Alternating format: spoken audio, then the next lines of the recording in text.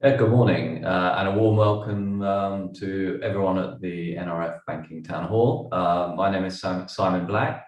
I spent a few years in private practice, absolutely loved the dynamics of a deal, all the intellectual challenge and the negotiation, but I enjoyed less the routine contract review and routine tasks. And that was one reason why, after leaving private practice, I co-founded Lexical Labs, which is a contract review and playbook technology, which uses AI and other technology to review contracts and essentially compare them against a playbook.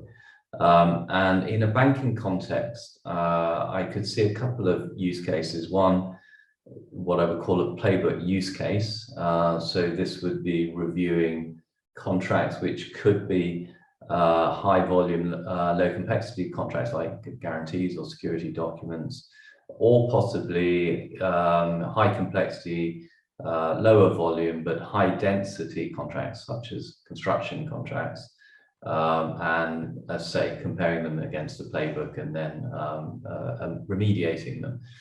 And the other one is a slightly different use case around what I would call a checklist review. So you're not actually negotiating the document, you're reviewing and you're possibly reporting on it. And we have an asset management use case that we will highlight later in the video.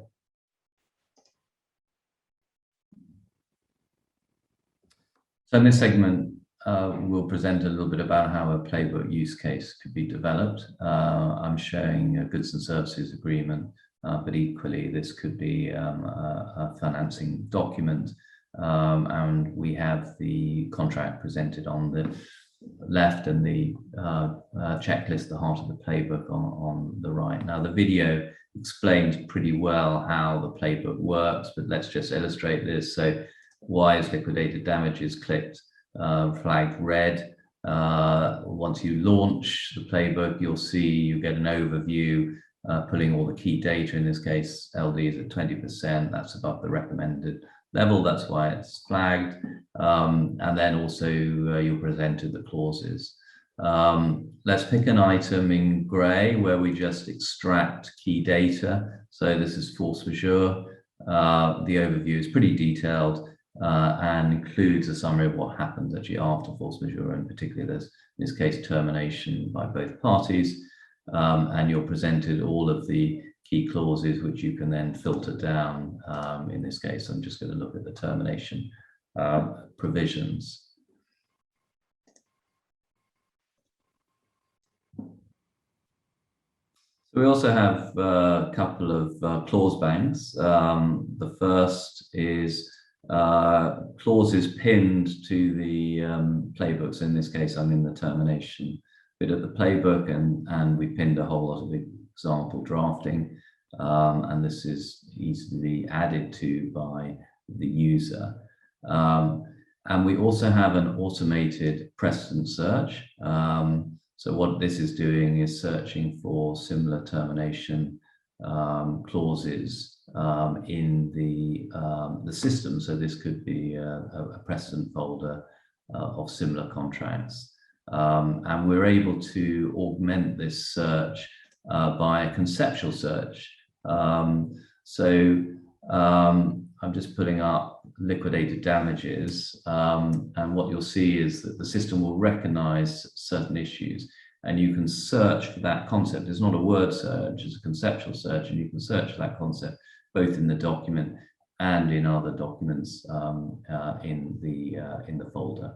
So the final feature in this segment I'm going to talk about is reporting and data capture. So what I'm going to launch here is a full data capture of everything about the contract that I'm reviewing and the playbook that we're reviewing again. So you'll see here that there are 20 or so items in the playbook, and what we've done is itemize them, pull out the relevant clause text, then also provide the system output. So you'll see here there's a simple one in the liability cap. There's no cap found, so it just states that. Likewise in the liquidated damages bit, if I highlight that. That's the same output you saw in the review bit of the playbook. This data view can be then sliced and diced in different ways. So if I want to produce just an internal, what we call RAG report, red, amber, green report, that can be produced. Now, all of these reports are editable. It's very easy to edit them in the system, or you can actually edit them directly in when you're reviewing the playbook. Likewise, if I actually wanted to send an issues list to the other party, in this case, we just called it a discussion form, I can launch that, and you'll see here, we've got the clause text, the issue name. If I want to actually just change it, just provide the clause references, I can do that. And then there are some preset requested change, and we can aggregate this data capture in different ways. So this is an example of some contracts in a contract portfolio which have been risk scored across key items in the playbook. But also you'll see here that we've got data capture around LDs and warranty periods in these contracts, which again, I think is the supply of goods and services contracts. So the final thing I'm just going to show in this segment is the word plugin. So what I've done here is just present the same contract and actually the same playbook. So all of these items, you'll see essentially all the features are available, but it is plugged into Microsoft Word with the obvious benefit that you can easily redline using Microsoft Word, which is, I mentioned earlier that the clause bank, here are all the termination clauses, those can easily be dropped into the document.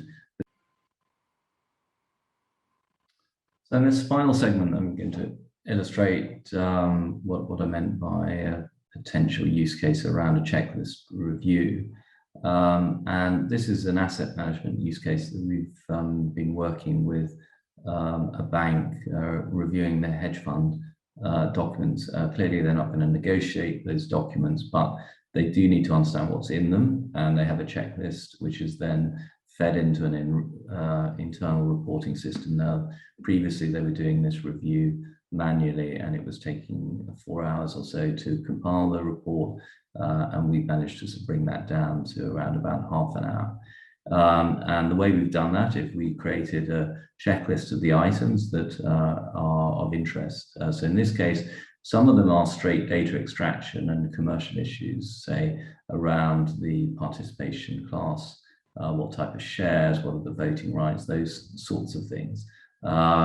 There's information on the fund administrator, fund manager, and the structure of the fund. And then further down in the checklist, there are information around minimum holdings, minimum investment amount, and redemption.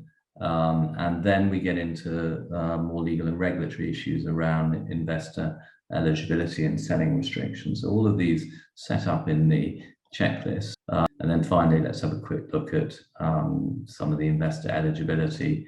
And so here, the system has not detected any of the standard EEA requirements, but it has picked up that there are US requirements around US Reg D, and it's pulled out the relevant information. All of this data is obviously sort of automatically captured, and then in this case, we just came up with a simple email report putting out. So I really hope all of those segments have been of interest, and I'm sure you've got thoughts and questions, and I'm sure we can answer them. And otherwise, really look forward to meeting some of you in due course. So thanks very much for your attention.